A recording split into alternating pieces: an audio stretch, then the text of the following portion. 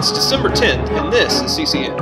On today's broadcast, what's the archery team's target for the year? How'd the Christmas parade go? And what's FCCLA doing for Christmas? We'll answer these questions, plus Cassie Hopgood and MJ Mayo key you in on what's going on out in the world and here at HCHS. This is CCN, and now, Cassie Hopgood.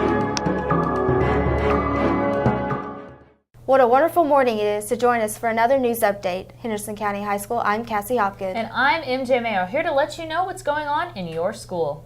That's right, MJ. And we have quite a lengthy list of people to congratulate to kick us off. Starting things with a job well done to the Lady Colonels basketball team on defeating Paulo last Friday, with a very special congratulations to Coach Hale on his 650th victory. To keep with the basketball team theme, compliments to the freshman and JV Colonel teams on dominating against Davis County.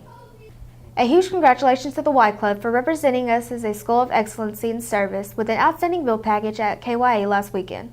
And let's give a shout out to Justin Gager for being elected the new president of the Senate, Miranda Phipps for being recognized as judicial advocate, and the CCN's own MJ Mayo for being elected new editor-in-chief. Thanks, Cassie, but let's not leave out that you and the whole archery team deserve a round of applause for your awesome performance this past weekend. Ashley Hinkle shot a 270, and our own Cassie Hopgood here came in right behind her with a 266. Congrats to the both of you. I appreciate it, MJ, but to move on to some more informative announcements, the bookstore will be hosting their annual Christmas Students Appreciation Drawing next Friday. Make a purchase and you can enter the drawing for great prizes to be given away. Seniors, if you're interested in any scholarship opportunities, ask your PLT teacher. They'll have a lengthy list we just don't have the time to talk about on our show. To the juniors, Carnegie sponsors a 7-day all-expense-paid trip for the Washington Youth Tour, which you can be a part of if you apply by the last day of December and submit your essay by January 16th of 2016. And lastly, please see your PLT teacher for a list of foods that can be donated to the Colonel Food Corral. You can bring these to your PLT for the Colonel Friday Backpack Program and win a pizza party and a picture in the Gleaner. The last day is next Wednesday, so start bringing in food and help out your fellow students. That's it in your school news, but remember that deal we made about the archery team earlier? Well, it's time to hand things over to Tyler Sandifer, who actually got to do some investigating about a team we don't hear so much about. Tyler? Hi, my name is Tyler Sandifer. This is CCN News. Today we're going to talk about archery. Hi, my name is Shelby Clucky, and I'm a senior on the HCHS archery team. And if I have any advice for people, it would be to step out of your comfort zone and do things that you never thought you would do and make new friends. Dalton Malloy. I'm a senior on the Henderson County archery team. The goal for this year is to win regionals and place top 5 at state. My name's Cameron Miller and I'm a sophomore on the Henderson County archery team. And my goal for this year would be to have everyone grow as an individual. Hi, I'm Jared Odom. I'm a freshman on the Henderson County archery team, and my goal this year is to shoot my personal best. Hi, I'm Cassie Hopgood. I'm a sophomore on the Henderson County archery team, and my goal for this year is to shoot my personal best. Hey, I'm Justin Reynolds. I'm a Henderson County archer. I'm a senior here. My goals this year are to make the All-American archery team. This is Tyler Sanford from CCN News, signing off. Thank you, Tyler, and I have to say, I'm glad your team is getting a little more publicity than recent years, Cassie. I am too, MJ. I guess you could say we're making a comeback.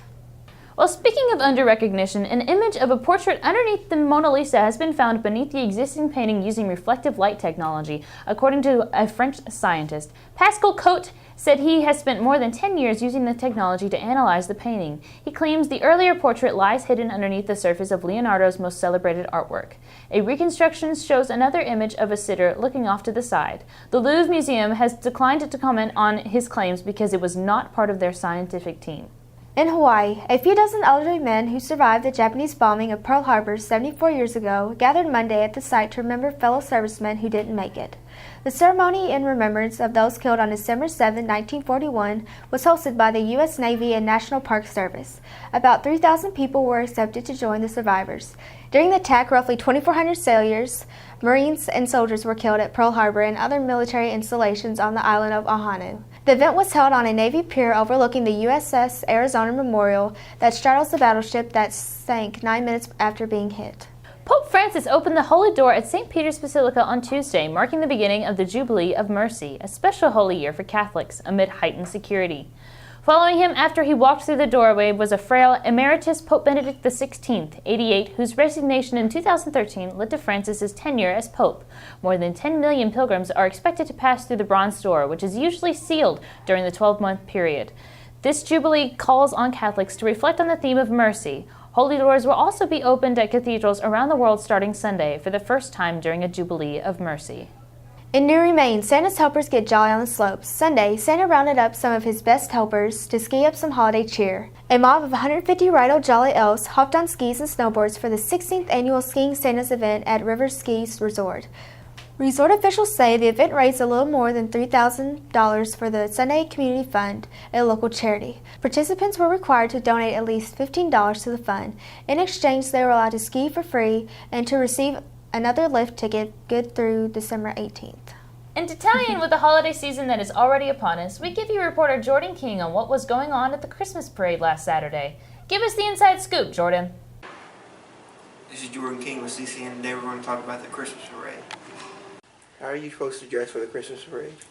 Cadets will show up in Class A uniforms, and that's the required dress for this parade. Yeah, we'll have a big formation of cadets. How are you supposed to dress for the Christmas parade? For the bass fishing team, they wore blue jeans and their bass fishing jersey and just wore whatever was going to keep them warm. What was your favorite part of the Christmas parade? My favorite part of the Christmas parade was the FFA float. What will you be doing in the parade? The soccer team gets to walk in the parade for winning regionals and getting to the Elite Eight. If you have a float, what does it look like? We did not have time to make a float, so we're just going to walk, and we have our banners that say what we've accomplished and who we are. How are you supposed to dress for the parade? Varsity gets to wear their regional champion shirts, and then JV is going to wear just a Lady Colonel shirt. Hi, my name is Autumn Moore, and I'm with the Community Involvement class. The Christmas parade went really well. We had Mr. Thompson on our float, and his two children also attended, and it was a great experience. How are you going to dress for the Christmas parade?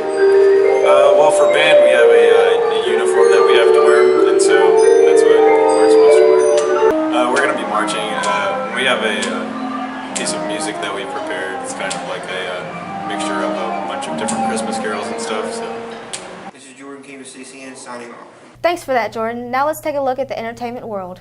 Prepare to chant Lumos Maxima. The world of Harry Potter and Hogwarts Castle is ready for its spellbinding Hollywood unveiling. The Wizarding World of Harry Potter, based on J.K. Rowling's magical creations, will open at Universal Studios Hollywood on April 7th, 2016. For Stuart Craig, production designer for each of the 8 Harry Potter films, as well as Wizarding World locations in Orlando, Florida, and Osaka, Japan, the new Los Angeles location will push the theme park concept to new heights for Muggles.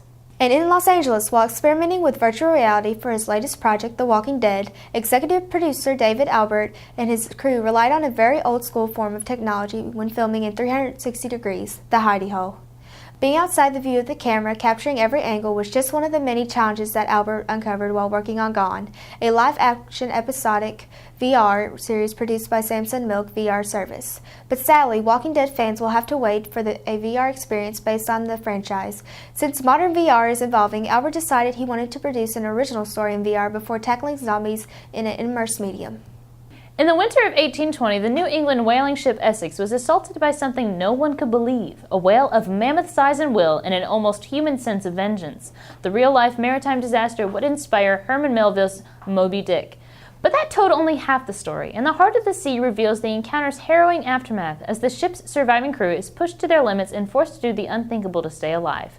Braving storms, starvation, panic, and despair, the men will call into question their deepest beliefs, from the value of their lives to the morality of their trade. Back to LA, the Hunger Games finale spoiled an early Christmas for the holiday horror comedy Krampus. The anti-Santa Claus thriller from Universal, the only film to be put in the top 10 this week, brought $60 million. Even though it's a horror at its base, you need to have enough time for the film to open and lead up to Christmas, said Nicholas Carpal, Universal Pictures president of domestic distribution. Being the only wide commercial release on this date really did wonders for this film. Modestly budgeted for under $15 million, Krampus is likely to add to the profit of what has been a record year for Universal, following the release of the movies like Jurassic World, Furious 7, and Minions. And now, so you can take another break from us, Keelan Givens had the opportunity to talk to some people involved in FCCLA and a program they had to give gifts to some families for the holidays. Keelan? This is Keelan Givens with CCN, and I have a segment over FCCLA Christmas. I'm an advisor for FCCLA, and that is one of the only organizations that we have that is centered around the family. And our club is a great club because we do so much for our community. Not only do we do the Born Learning and partner with United Way and Thelma V. Johnson, but we also adopt a family Christmas. We also take and usually help the Warm Center's Christmas program. We do a lot of things for each individual girl, and we have a lot of fun doing it. Well, we went to Kmart to buy kids Christmas. We bought 5 kids Christmas presents that didn't have any. I sought for a 5-year-old boy that wanted a gate system, but we didn't have enough money for a gate system, so we gave him a leapfrog instead. And the reason why I did it, I think it's good to give back to kids that don't have anything for Christmas. That's the reason why I did it. So has it made you realize how fortunate you are then? Yes. Alright, we adopt a family during the Toys for Tots, and we buy for the needy people. And I do this because it really helps them during the holidays, and it has something that means valuable to them. Family consumer science is a great skill, a great career to get into. And we need more family consumer science teachers, and FCCLA is one way that it can promote that career. And we would love to have you join. It's very easy to join. It costs $20 to join, and when you pay your $20, you get a free t-shirt that's beautiful, black, red, and white, and we have a lot of fun. We promote a lot of things in schools, such as Pennies for Patients, blood drive, amongst other things. And I would love to see our club grow, and if you're interested, come and see Miss Sarah Hawks, Emily West, myself, or Angela Whitby. This is Keelan Givens. Thank you for watching our segment over FCCLA Christmas.